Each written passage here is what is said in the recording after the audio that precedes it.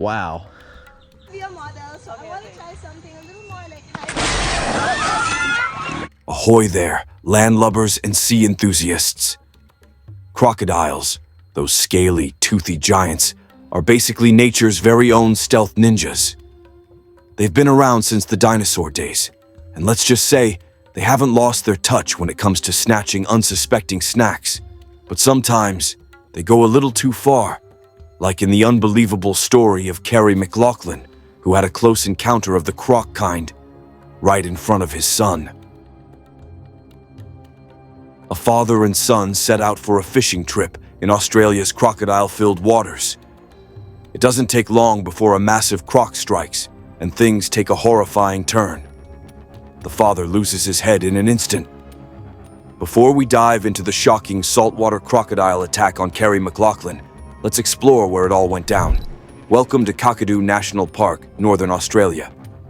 This protected park bans hunting and farming, but locals still enjoy fishing and picnicking without needing a guide or permit. The park encourages people to appreciate nature, and most of the time, it works out just fine. The animals are protected by law, but the public is free to roam, which helps people develop a respect for the land and its creatures.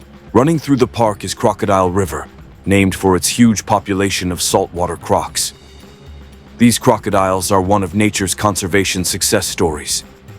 In the mid-1900s, they were almost wiped out, but in just 20 years, they bounced back from the brink, a victory the locals are proud of. Tourists come here to snap photos of these mighty reptiles in their natural habitat, and locals have even made a game of naming the older crocs and pointing them out to visitors.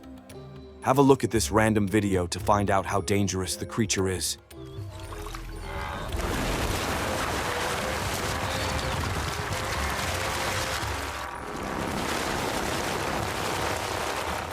Over the years, there have been calls to build a bridge over Crocodile River, but for now, it's all part of the wild experience.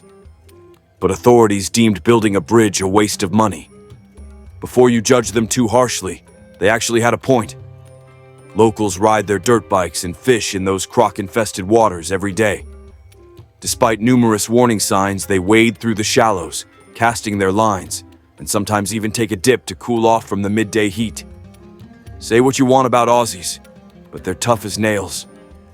Growing up in the land down under, where everything seems to want to kill you, you're bound to get some serious grit.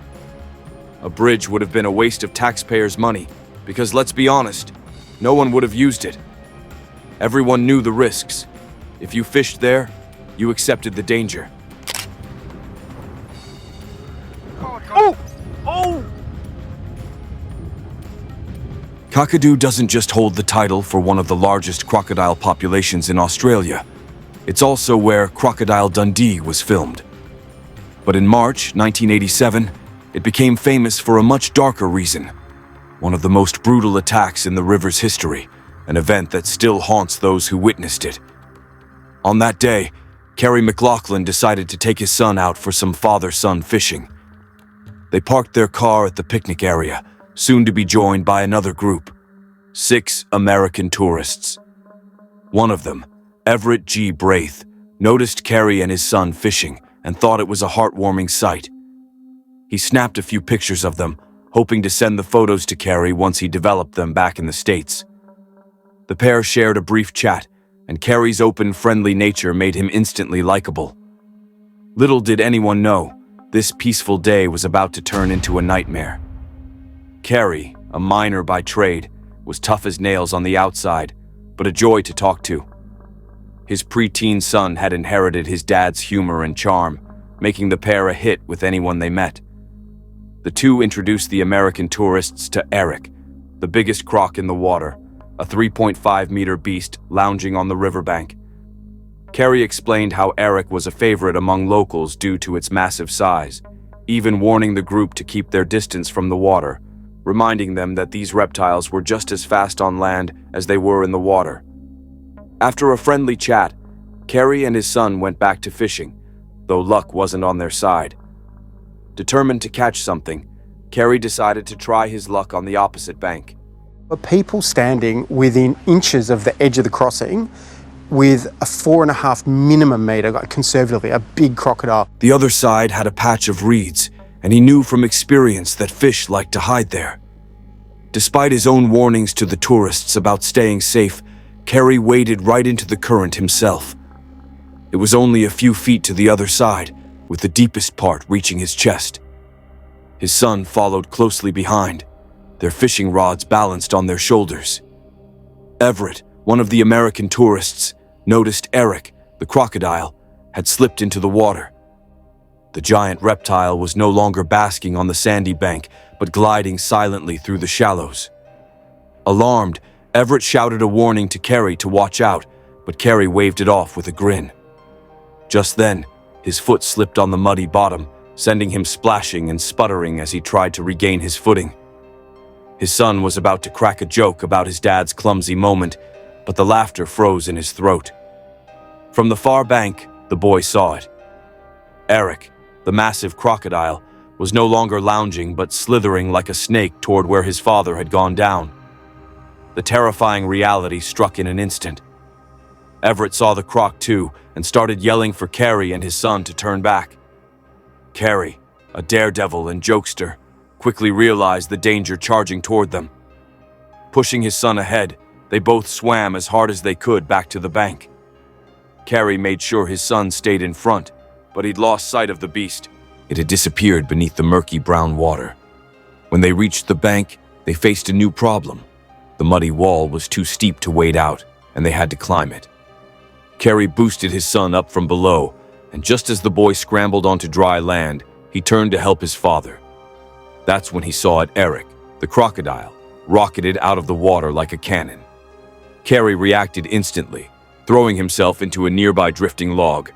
The croc missed him by mere inches. Kerry grabbed the log and tried to fend off the approaching predator, jamming it at the croc's snout. His son, in a desperate attempt to help, began pelting rocks from above. It was all he could do while the tourist stood frozen in horror a few yards away.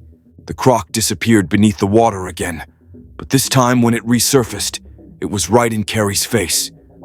The last thing Kerry saw was the crocodile's massive jaws, lined with razor-sharp teeth, and the pink flesh of its gaping throat. Then, in an instant, everything went dark. The tourists and Kerry's terrified son watched helplessly as the crocodile bit Kerry's head clean off his shoulders. Everett rushed to the boy, grabbed him by the shoulders, and dragged him away from the shore. It was a good thing, too, because in his panic, the boy was ready to jump back into the river to save his father. The group raced 5 minutes down the road to a gift shop, where they found the nearest phone to call for help. Within 20 minutes, authorities arrived, but by then, Kerry's body was nowhere to be seen, nor was the crocodile. It didn't take long to locate the beast, though a little further down the river, Eric had dragged Kerry's body onto the sand, preparing to feed. An officer fired a shot, causing the crocodile to drop Kerry's body and retreat into the water. Whether that shot killed Eric remains a mystery. His body never surfaced. He may have been eaten by other crocs, or still lurks in the murky depths. Check out this video. This will give you an idea what it feels like.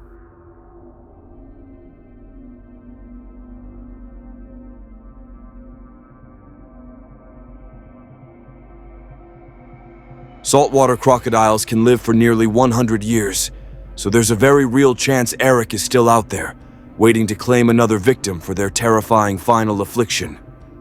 Thanks for sticking around, mates. If today's story didn't make you think twice about taking a dip in croc-infested waters, well, you might have a death wish. Crocodiles aren't just oversized lizards. They're living dinosaurs with some serious bite. Fast in the water, surprisingly speedy on land, and always ready to strike when you least expect it.